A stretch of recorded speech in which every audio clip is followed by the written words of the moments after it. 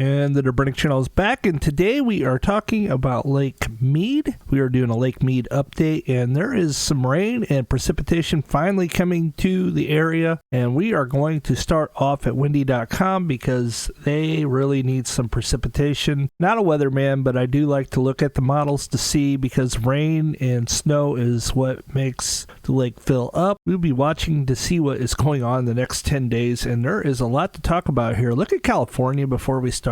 They have like 5 or 6 systems coming through in the next 10 days. In the next 384 hours, I was just looking at tropical tidbits, and there's just a lot of precipitation coming there, and it's going to spill over to the Colorado area, and this is fantastic news. This is exactly what we need, and this is fantastic news. We go to the next 5 days, we go to the next 10 days, and you can see this thing really lights up in spots. 3.36 inches of rain, which I'm sure this is all snow. Look down here, 3.82, and even way up here by the Flaming Gorge area, 1.86 there, and then over here, if this comes to pass, this is going to help. This is not going to fill up the lake by any means, but hey, we definitely need a lot more precipitation. We're going to be looking at the models. Look at California though. Wow, just insane. Over here by Oroville, 13.79 inches in the next 10 days. This could be life-threatening if this continues, and there's another storm behind that at the 384 mark according to the tropical tidbits GFS models. So we'll definitely have to be watching that to see what happens. It's a very long way out from the beginning of the Colorado all the way down. So this will be interesting. Almost the whole state of California will be wet. The whole state of Nevada will be wet. Majority of Arizona will be wet. All of Utah will be wet. Most of Colorado will be wet. Part of New Mexico will be wet, which flows into the Colorado. So, and a portion of Wyoming will be wet as well. So we'll be watching this, and you could say that the Pineapple Express has really started to light up. You can see that it's just rain after rain. Usually the Tropical Express is more down here, but it has shifted to the north a bit, and the whole west coast of the United States is just impacted by this. We are going to look at the new snow predicted here in Colorado. This is the European model, and you can see over here, like by Telluride, they're going to get 28 inches, and down here 37 inches of precipitation in the next 10 days. Insane amount. Cedar City up here, they're going to get 40 inches. Look at St. George is going to get on the action, 3.7. Kanab's going to get around 8 or 9 inches of precipitation. Page over here is even going to get in on the action, 2.3. Tuba City's going to get in on the action, 0.5. Flagstaff also 2.9 inches of precipitation. To the west of Vegas, 10 inches in the mountains there. We'll be watching to see what happens ultimately. Cortez down here is going to get 21 inches. Steamboat Springs 26. Let's check the current snow depth and see what's going on. So this will double the amount. You got at Steamboat Springs, you got 31 inches. Vail, you got 27. Aspen, you have 28. Down here at Telluride, 21.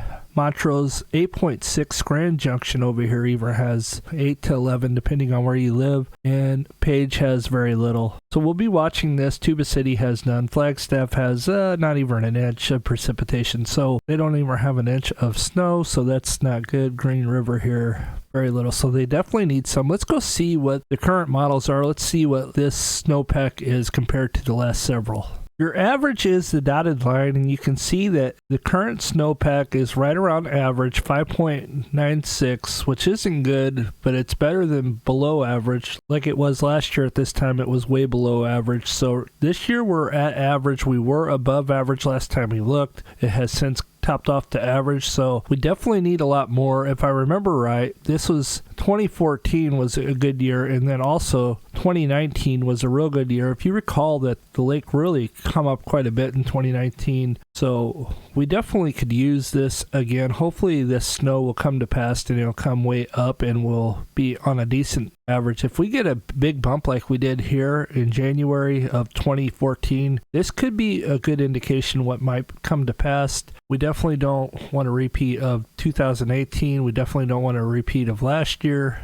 2019 wasn't very good either. 2020 started off decent. We were above average, but then it fizzled out. we'll definitely have to be watching this, but this is what we got. We're currently just barely above average. 100.34 is the current above Lake Powell snowpack. So this is what we got. This is 36.51 of the April 6th average, which is the last day of the snow year. Doesn't mean it won't snow beyond that. That's the date that they aim for, is the April 6th, because that's when the melt starts. Let's check the levels at Lake Powell and see what's going on. They had a nice rise because they stopped releasing water, but it's slowly been falling, and it's almost back to where it was. You can see that the level is currently 3,525.42 feet on December 25th, 2022. We are 24% through the water year of 365.